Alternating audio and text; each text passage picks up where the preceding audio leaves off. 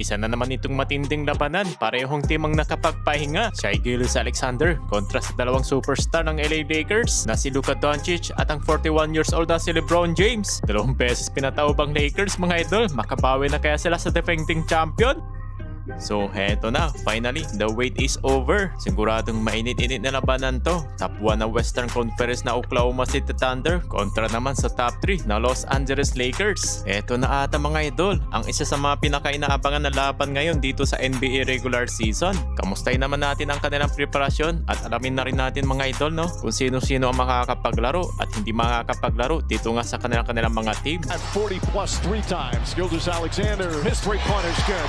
Well, sa oras na nga dito ng laban ng OKC Thunder kontra na nga dito sa Los Angeles Lakers ay 6 na laban na lang ang natitira para dito sa Lake Show ngayong NBA regular season. Eto ngayong OKC Thunder, Dallas Mavericks at rematch muli nila sa Oklahoma City Thunder. Pagkatapos niyan, kaabang-abang din ito ang Golden State Warriors, Phoenix Suns at ang panghuling makakaharap nila ang Utah Jazz. Pero sa ngayon mga idol no, nakafocus muna tayo dito sa kanilang magiging laban sa Oklahoma City Thunder na kung saan nasa unang listahan ngayon sila dito sa West with 60 wins at 16 losses. Kung maalala nyo naman mga idol no, sa nakaraang NBA season ay nagtapat nga dito ang Oklahoma City Thunder at ang Denver Nuggets sa Western Conference Finals na umabot pa ito sa Game 7 at talaga naman na naging dikdikan ng labanan nila na kung saan tinalo nila ang Denver Nuggets ng Oklahoma City Thunder. Natanong naman dito si Luka Doncic kung ano nga ba daw yung magiging preparasyon nila na gagawin nila ngayon dito sa muling pagkaharap nila ng Oklahoma City Thunder. Sabi naman dito ni Luka Doncic, just try to win nga daw dahil ito ay magiging physical game. At the same time ay sobrang nakaka-challenge pa nga din daw lalo na patungkol dito sa MVP candidates dahil makakarap nga niya itong si Shai Gilgeous-Alexander, isa sa mga top MVP list. Pero ayon naman dito kay Doncic mga idol, mukhang sumusuko na siya sa paghabol at nawawala na siya ng pag-asa na manalo ng MVP this season nang dahil kahit nga daw na napakaganda ang kanyang mga performances ay patuloy siya ditong bumababa sa MVP ladder at ayaw niya na nga rin daw isipin itong MVP rankings nang dahil alam naman niya dito sa kanyang sarili na napakagandang kanyang mga performances. Pero bakit nga ganun ang nangyayari sa kanya dito sa MVP race ay patuloy pa rin siya ditong bumababa. Pero hindi naman yun ang main goal niya kung hindi yung championship daw at mukhang mas magiging alerto nga daw siya ngayon kontra nga dito sa Oklahoma City Thunder at ngayon susubukan nila ditong makakuha ng momentum muli para makabawi dito sa Thunder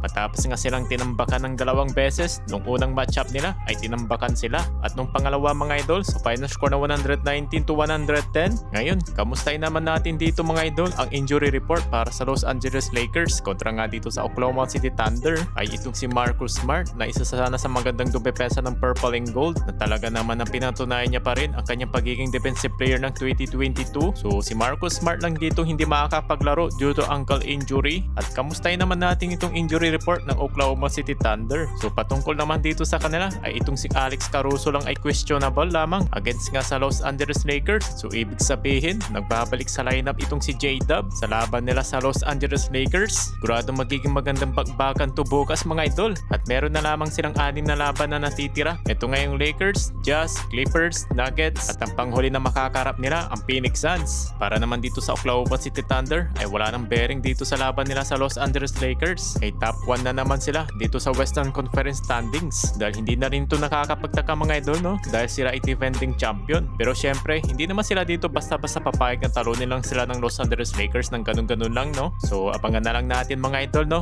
ang exciting na labanan na to. Banner shines brightly and on display tonight. Aldrin picking up Doncic. Step back, likes that step back 3 and nails that one. Batted around, Jalen Williams. Case of Wallace with the slam.